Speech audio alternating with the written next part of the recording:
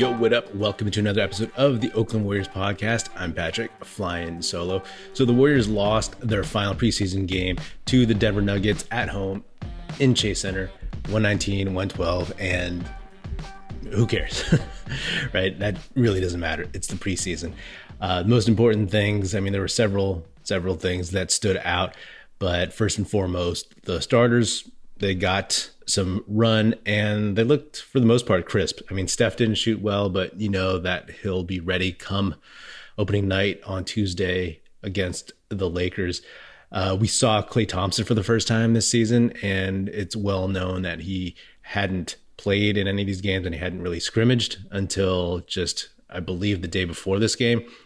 And he had worked out. I mean, we'd seen video all summer long of him getting shots up, of him working out in different places. So wasn't too worried, but he looked great. 16 minutes, 6 for 10 from the field, 5 for 8 from three boards, 1 assist, 17 points. And so awesome, right? He probably won't get his fair share of minutes to start the season, but that's okay because of the depth of this Warriors team, especially at the guard spot. We'll talk more about that later. Draymond, this was his first game since punching Jordan Poole, and he looked fine. He looked fine. 24 minutes, 2 for 7 only, 0 for 3 from 3, 2 for 2 from the line, 4 boards, 4 assists, 6 points, triple single. But, another thing is that the team looked fine out there. Chemistry issues didn't seem to be any problem at all. Jordan Poole looked fine out there. He shot really poorly, but, whatever. I'm not going to worry too much about that. The chemistry, the vibe wasn't even a question in this one. So I'm not really going to talk about that whole punch thing anymore. Not to just dismiss it, but like I said, I'm tired of talking about it. And if it comes up, if there's like issues down the road, then it'll be addressed, but at this point it's just about what's on the court. Just time to, at least for me in this respect, move on. Another thing is that we saw James Wiseman and Jonathan Kuminga actually really play well together. That was a big question that we all had. I mean, going back to last season when Kuminga started really popping off the screen, because both he and Wiseman are athletic, rim-running dudes who are great in the dunker spot. And it was a question of how they could fit on the court together.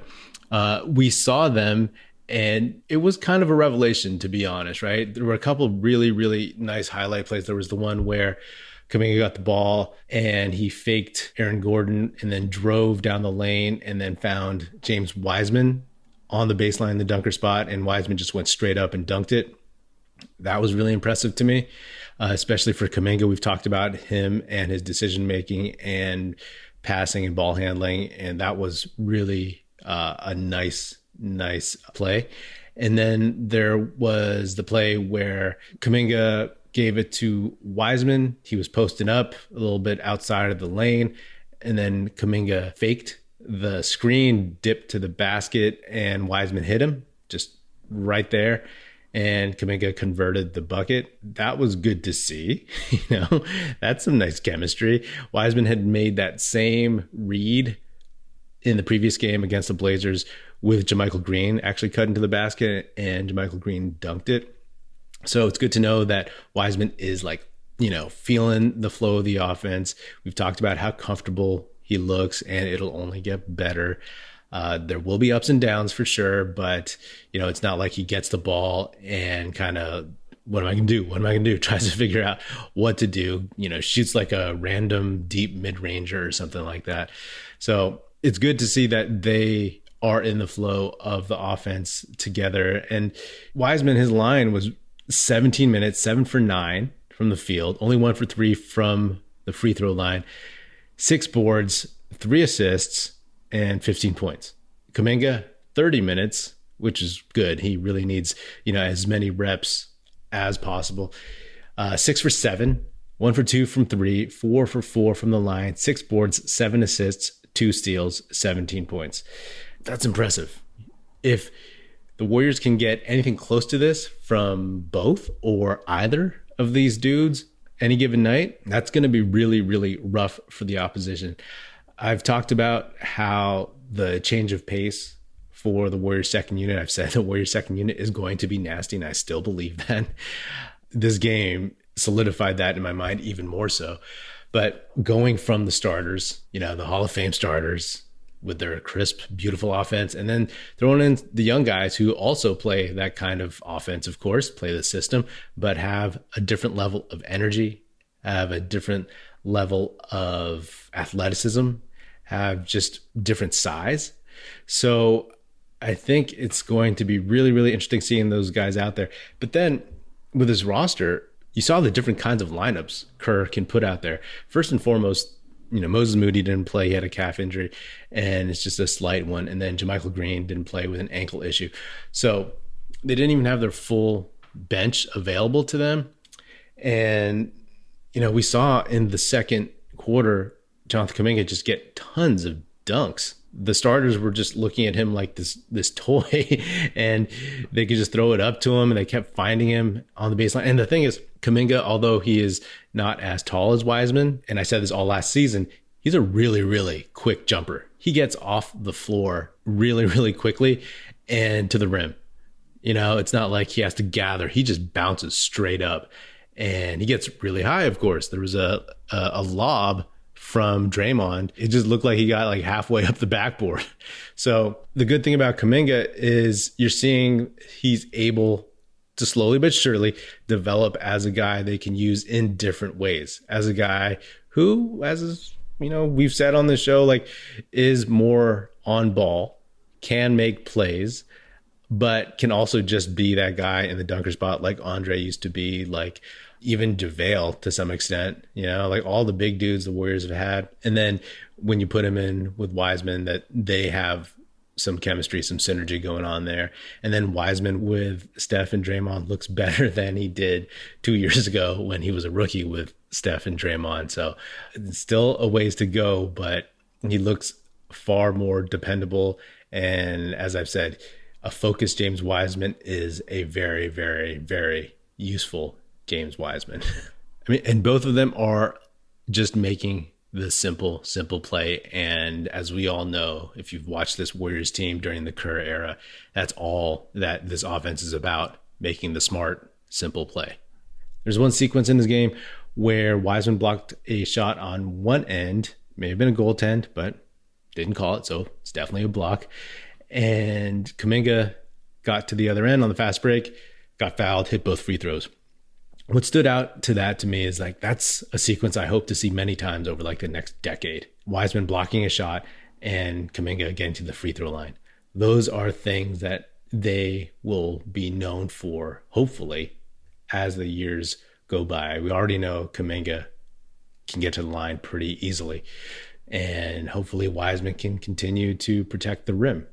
He's a big dude and his instincts are looking better. His feel for the game, his technique, he doesn't look like he doesn't reach anymore. If you notice that, his rookie year, if you remember, he used to just try to reach out forward in front of himself to block a shot.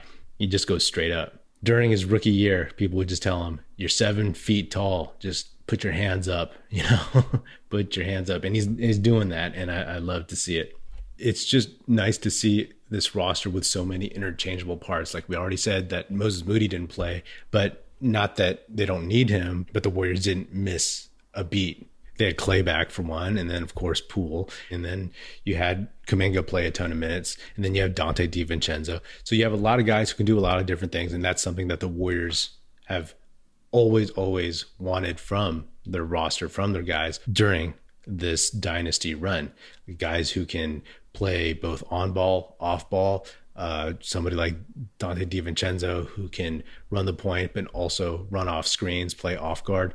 Like having him and Poole in a second unit backcourt, that's going to be a really, really nice weapon to have. Just swapping these different parts in and out. I wonder sometimes if this is top to bottom the most talented Golden State Warriors lineup during the dynasty. It's funny, right? Because I remember at the beginning of the 2017-2018 season, back when I actually used to write blog posts, the Warriors roster then was Steph, KD, Draymond, Klay, Zaza, Sean Livingston, David West, Patrick McCaw, Jordan Bell, JaVale McGee, Swaggy P, Omri Caspi, Kevon Looney, Damian Jones. That was a pretty good lineup, especially early on, right? Like, we know how Jordan Bell flamed out, but at this time, his rookie year, he was definitely like a solid prospect who was looking to make, some noise.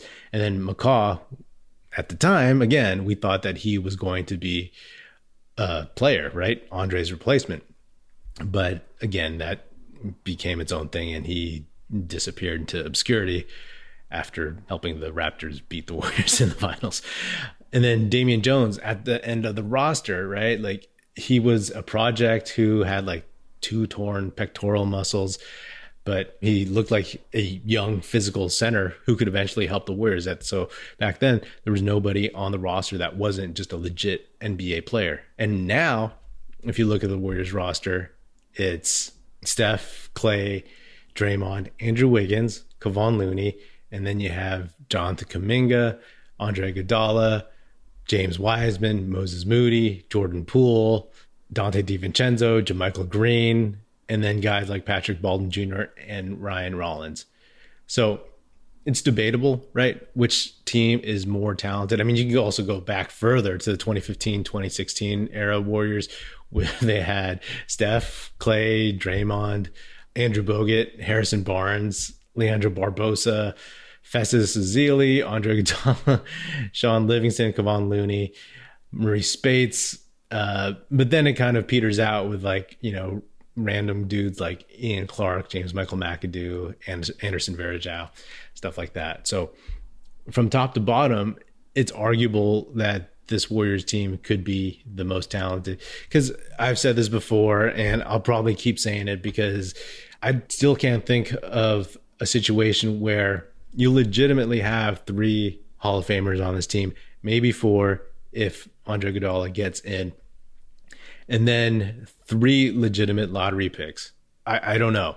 I mean, lottery picks in the sense that they are in their first couple years of playing. And I'll say that for James Wiseman, like, first legitimate, this is his 3rd year, but this is his 2nd year of actually playing basketball in the NBA. The NFL action is in full swing at DraftKings Sportsbook, an official sports betting partner of the NFL. We're talking touchdowns, big plays, and even bigger wins. New customers can bet just $5 on any NFL team to win and get $200 in free bets if they do. Check this out. In addition to the usual bets, everyone can boost their winnings with DraftKings stepped-up same-game parlays. I think I'm going to have to put my money on Jimmy G and the Niners. To make things even sweeter, you can throw down on stepped-up same-game parlays once per game day all season long. Download the DraftKings Sportsbook app now and use promo code TBPN to get $200 in free bets if your team wins when you place a $5 bet on any football game. That's code TBPN only at DraftKings Sportsbook, an official sports betting partner of the NFL. Minimum age and eligibility restrictions apply. See show notes for details. So I don't think I've seen that situation where you have this many young prospects who are legitimately this talented, right? Like, of course, every good team has some young guys, but especially at this point of a team's run, it's usually like the vets who have been through all these finals battles, and then some journeymen, and then maybe like a couple of patchwork young guys. I mean, we saw this, right, with the 2017-18 roster, right? Like the Warriors, they had their top heavy part of the roster with the Hall of Famers, and then some role player veterans, and then a couple of second rounders, right? McCaw and Bell were second rounders. But now it's legitimately 3 to 4 Hall of Famers and 3 top end lottery picks. That's never happened, right? I've said this also before. So if you remember this, it's almost like the 86 Celtics. If Len Bias, RIP, didn't pass away. And then later on when they had Reggie Lewis, and then RIP, he passed away. But again, those were only individuals, right? Len Bias was going to be awesome, but he was just one dude. So You have Wiseman, a number 2 pick.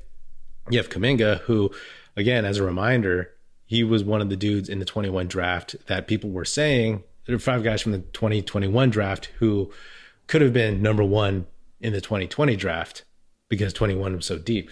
So, not to just get too far ahead. And just like I looked at the 2017, 2018 team and saw all nothing but positive and potential, obviously that's what I'm looking at with this roster too. Things might change, things could happen, but right now on paper, I love this team, right? Just like the change of just execution from the starters. And don't get me wrong, like Andrew Wiggins is young, he's like 27, and the execution of those dudes and then bringing in and mixing and matching these different lineups, right? Just the lineup with Steph, Klay, Draymond, and then throwing in Wiseman out there.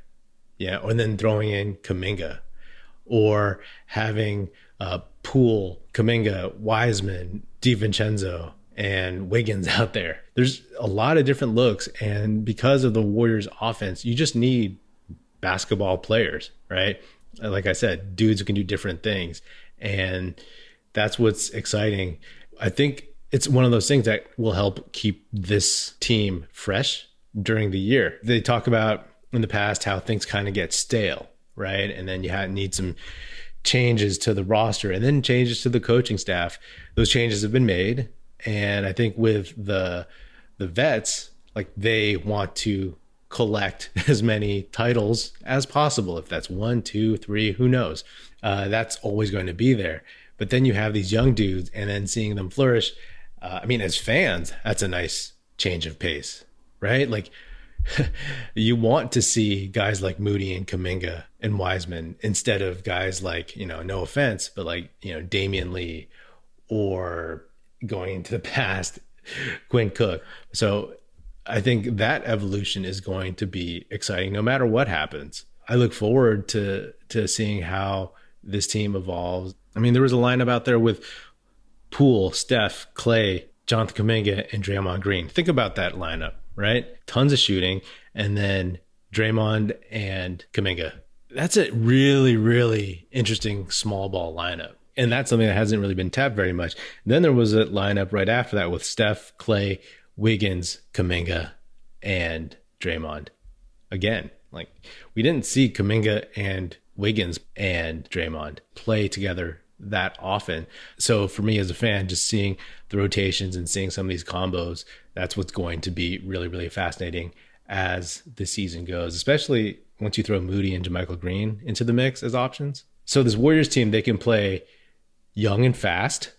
They can play big now with James Wiseman, and they, have the veteran shooting that we've always had and that kind of play. So there's a lot of defensive capabilities, offensive capabilities. Last season, one of the problems was like, verticality, right? It was like, oh, this team X is bigger, younger, more athletic. Looking at a team like the Grizzlies last season, I was always wanting to see Kuminga play against the Grizzlies because he was like one of their kind of dudes, right? Young, athletic, strong, all that stuff. And now we have Wiseman back into the fold.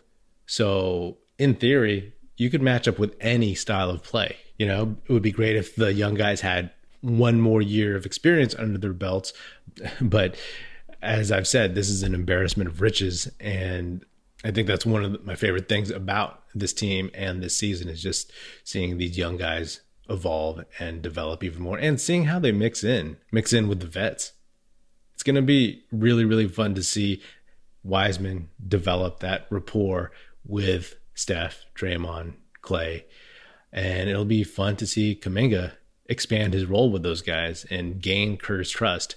And then, of course, when Moody comes back, just seeing him get minutes and seeing him try to continue to expand what he does even more so. So I don't know. I could keep going on and on, but we'll see what happens on Tuesday.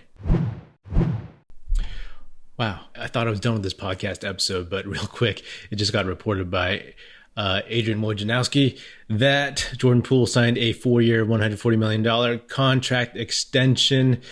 He is a rich man. He got $10 million more than his 2019 draft counterpart, Tyler Hero, also a Wisconsin guy. I think it's well-deserved. It's crazy how much these dudes make, but it's well-deserved considering the market rate. I think he's better than Tyler Hero. I've said that before. I'm sure you think that too.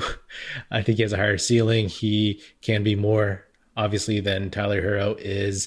I think Tyler Hero's ceiling is just as a glorified role player, a very, very good player, but a role player at that. And, I think this was always going to be a done deal. It was reported that the Warriors are trying to get this Poole extension done before the October 17th deadline for his rookie extension.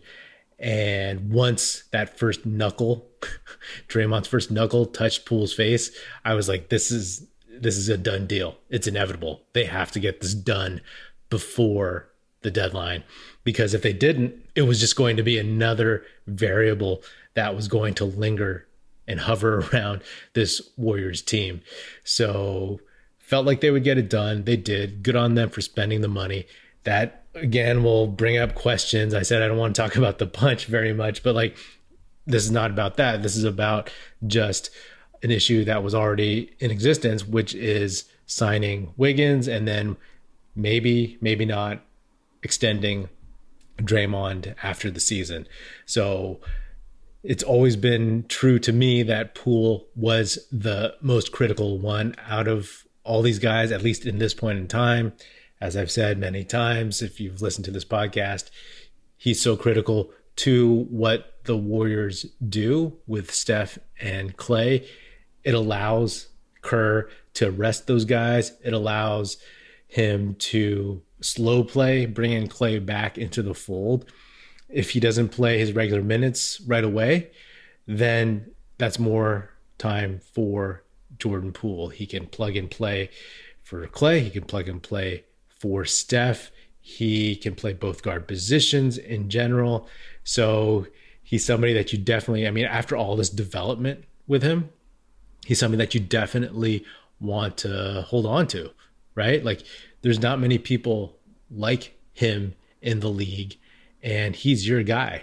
I will readily say that I didn't think Jordan Poole was going to be a very good player. A lot of people can say I knew it all along, but hey, that's fine. Great. Congratulations. Get a job as a scout. But to me, in his rookie year, he didn't shoot well. He didn't shoot well, and he didn't seem to be that athletic, but he's honed his craft. You got to reward the hard work. You know what I mean? He proved so many people wrong. So congratulations to him. And this wasn't because we looked at him and we didn't see the obvious talent. No, this was because Jordan Poole took what he had and he took the opportunity and he worked his tail off. So he deserves all the credit and he deserves all the flowers and he deserves all this money, I guess, in this NBA market. So congrats to him. And, again, moving on. All right. Well, that is another episode of the Oakland Warriors podcast. Be sure to subscribe wherever you get your podcast. Feel free to hit me up on Twitter at Patrick Epino or at Oakland Warriors. Check out our YouTube channel where you can watch this episode, youtube.com/Oakland Warriors. Check us out at oaklandwarriors.com and be sure to tell your fellow Warrior fan friends to tune in and listen. The Oakland Warriors podcast is produced by National Film Society and is a part of the Basketball Podcast Network. And if you're so inclined, please do leave us a 5-star rating on Spotify and Apple Podcasts. And if you want to leave us a nice review saying good stuff about the show on Apple Podcasts, that would be hugely appreciated and it would be very, very helpful. Thanks. That's it. Music in this episode provided by Paper Sun. Special thanks to Paul Amardo for production support. See you next time, and go Dubs.